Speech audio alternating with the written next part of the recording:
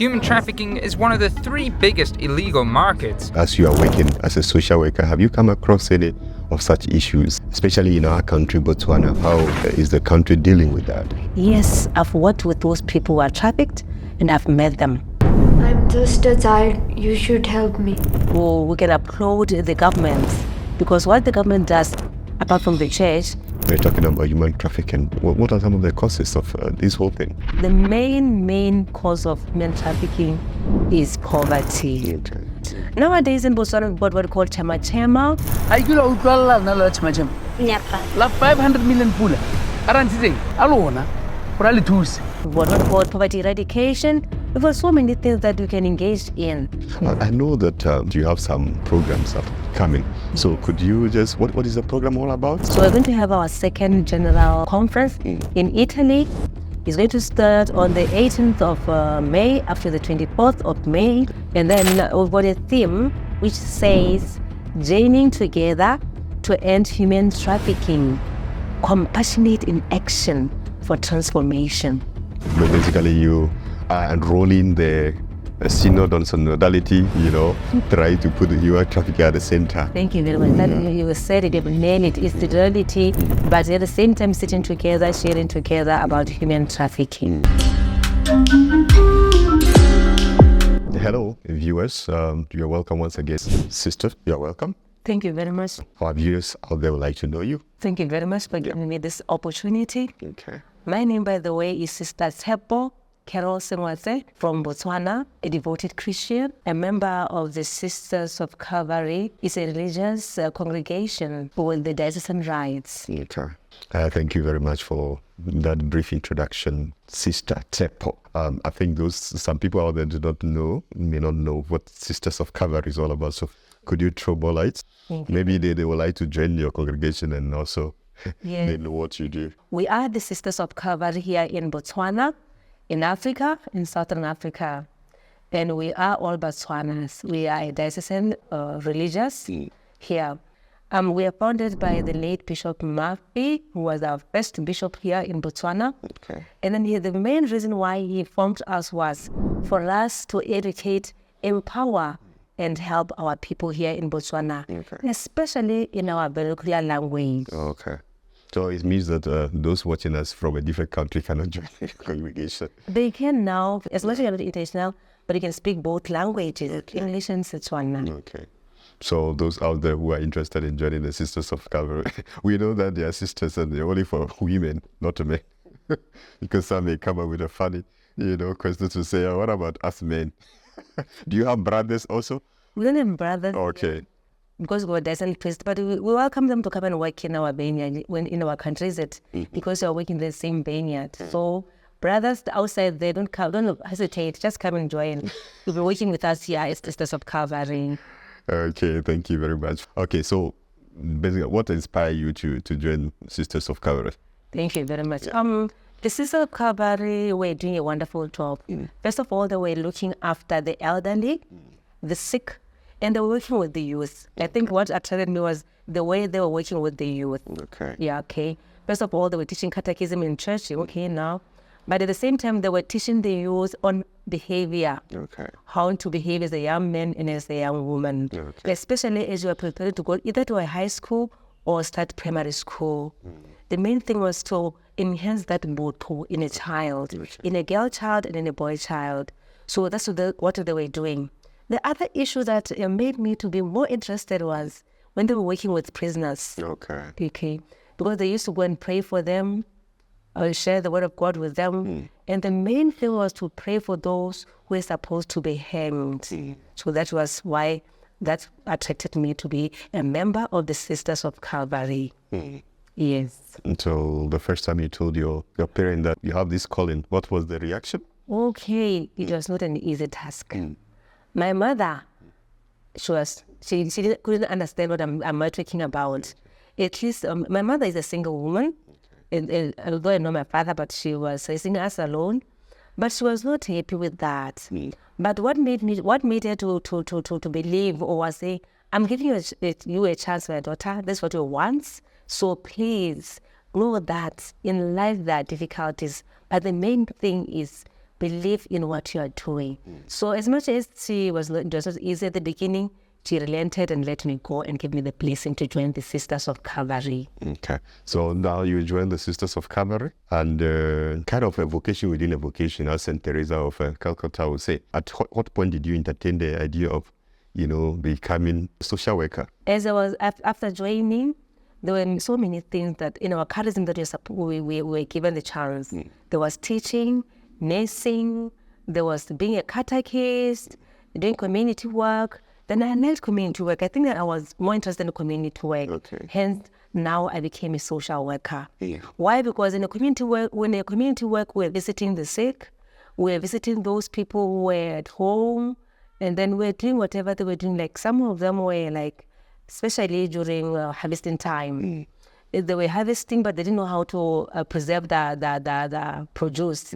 So we're there to help them how to do it. So for me, it was fulfilling because I was helping a person, just enhancing the skill that he has or she has.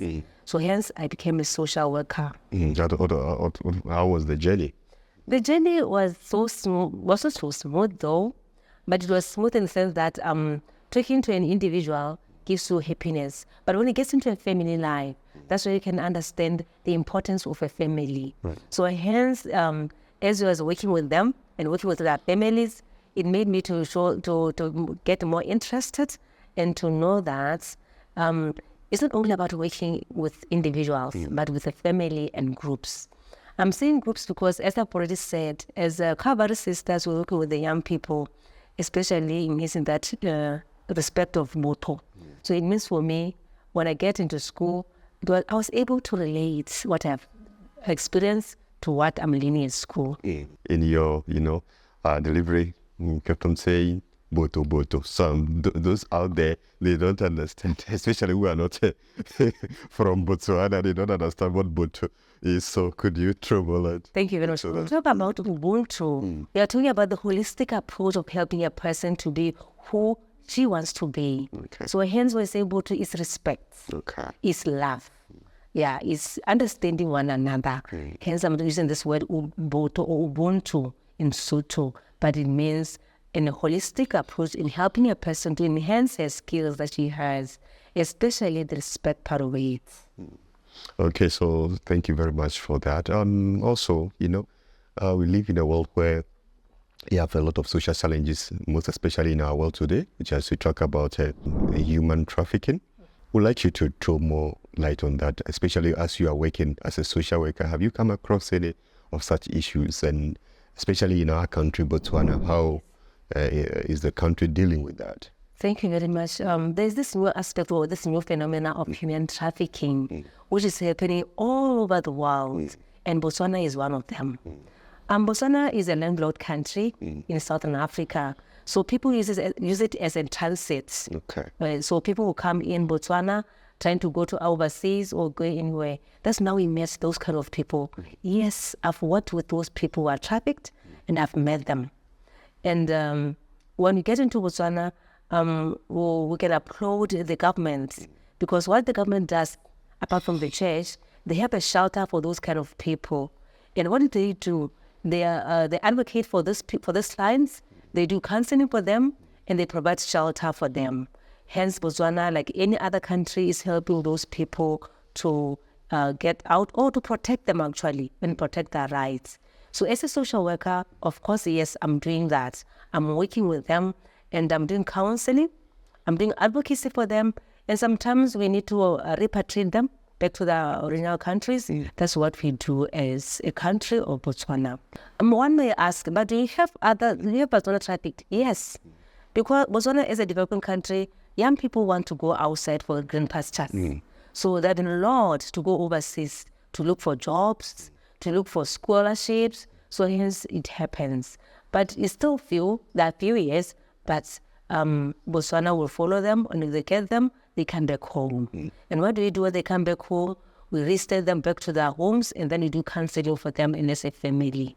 Hence, we are also fighting this thing through advocacy and through protection of their rights in making them to just come back to their Okay. Thank you very much. Those out there watching you, would love to learn about this whole thing, this human trafficking. Could you tell us what are some of the causes, especially a parent out there watching you? We're talking about human trafficking. What are some of the causes of this whole thing?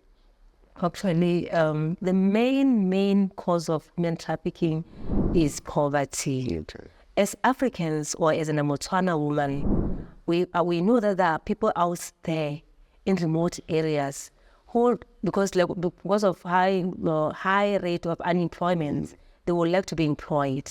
So hence, if somebody come and lure them or come and tell them that I'm offering you an opportunity of employment, people will go there because of being at disadvantage actually at home. The other issue is the high rate of unemployment. People are going around looking for employment, and they are prey to these people who are saying, I'm offering you a job. Hence, it's one of the factors that make people to be trafficked. The other issue is people take people for organ harvesting. Okay. Yes. They're looking for young men and young women out there who are very active and healthy. And what they want is their body parts, the kidney, the hearts, and other organs that they're looking for. And that's a lot of money. So what do? They go to those poor families or those village people in the remote areas, and they tell them or promise them so many things. Hence, people fall into that. So for me, as somebody who's working in the church, I'm doing awareness for parishes. So what do you do in awareness? We go from parish to parish or village to village to come and educate people about human trafficking, to be very wise and to open their eyes. And anybody who comes to them to say, I'm promising you a job or I'm taking your child overseas for scholarships. So that is what I do. I educate, we do empowerment activities like engaging our youth in the church so they should not wander on the street and then they be victims of human trafficking. Okay, so thank you. The parents out there, what will be your message to them? To parents, I want to tell you that if you've got any challenges anyhow, please visit the nearest social worker in your village or any center where there's a social worker. Not only that, if you see your child having some gadgets that you don't know, like cell phones, or going out or telling you that you should have found a scholarship, please go and inform a police officer, a social worker, a nurse, or anybody working in the community, just to ensure that is that thing authentic or not. Just to get the information. Apart from that, we've got some sisters in different villages there who can help you when you don't have anywhere to go or you're confused. So parents, look after your children, especially the teenagers. Those who are growing, those who are complete, or they're unemployed, go to the officers that can help you. Nowadays in Botswana, we've got what we call chema, we've got what we call poverty eradication. We've got so many things that we can engage in. But I know you need somebody who's not a coward. Be empowered. Tell yourself that you can do it. Parents, encourage your children to visit those kind of offices. And then also, I think it's also good to tell parents to stop pushing their children into that, because some will say, don't you look at your brother or your sisters, you try to emulate them, and in that case, some go into such. Yes. So what would be your advice to them also in that respect? My advice to parents is, please don't push your children to the utmost limits that they don't want. Please respect their choices, and please be responsible for where they are, whom do they go, and their friends. You said that they can contact, you mentioned some they could go to the police officers and other places, but maybe some would love to contact your office directly. So if you drop your contact there on the screen, that is the contact you can just call sister on that or their office, and they'll be able to attend to you. Yeah, so that is with human trafficking. I know that you have some programs upcoming. So could you just, what is the program all about? It's all about, leadership of all the sisters, brothers who are engaged in human trafficking. So we're going to have our second general conference in Italy. It's going to start on the 18th of May up to the 24th of May. And then we're going to have an exchange program where you're going to share. We're going to advocate. We're going to see how we do it in our different places. And then we've got a theme which says, journeying together to end human trafficking, compassionate in action for transformation. So as the world, as a church, we want to help these people. We want to exchange our ideas on how we can help protect victims of human trafficking. Actually, we are aiming at stopping human trafficking. We know it's not an easy, it's a journey. But as brothers and sisters, we are saying, let us stand up and protect our children and our people in human trafficking perpetrators. Okay, thank you very much. We appreciate what you are doing. Also, this whole thing of social work, you work with a group of people. So can you say shout out to some people that were helping you? Yes, there's so many people like Mama Podisi. She's my big supervisor. She's my mentor actually. And she's doing a wonderful job. Not only her, but other police officers we're working with, like Lehaye. She's one of the people that she's taking care of our victims there at our shelter. Those people are doing a wonderful job. And I'm saying to them, guys, I'm saying to you, take it to heart. Know that you are doing for somebody's life. We are protecting lives, and I'm very grateful for always being there for me and working with me. Even my sisters, I have to talk about my sisters who are helping me. We are about a committee I'm working with. I know in the different parishes, in the different areas, they're working with the youth, and they're working with people. And they're always asking me, sister, we've seen this and this. My sisters continue to do that. Protect life. Be there for other people. We want to end traffic. We say no to human trafficking. Thank you. And also, now when you are back from Rome, do you have any upcoming program? Yes, we do have a program. We're going to have a workshop. Okay. Yeah. And we're going to start in the remote areas. Because we're telling those areas because that's where people go there to fetch our people. So when you come back, remember those in the villages we are coming with or how. Remember to welcome us because we're going to work with you, we're going to educate you, we're going to share with you, you're going to teach us on how to approach all these things. But we are going to have a youth workshop to come and educate and make you aware of this thing they call human trafficking. What will be your final words to those out there? Okay.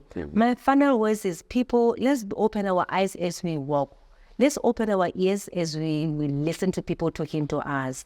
Because people come on with different colors, with different things that we would love to hear from them or to see. But be careful.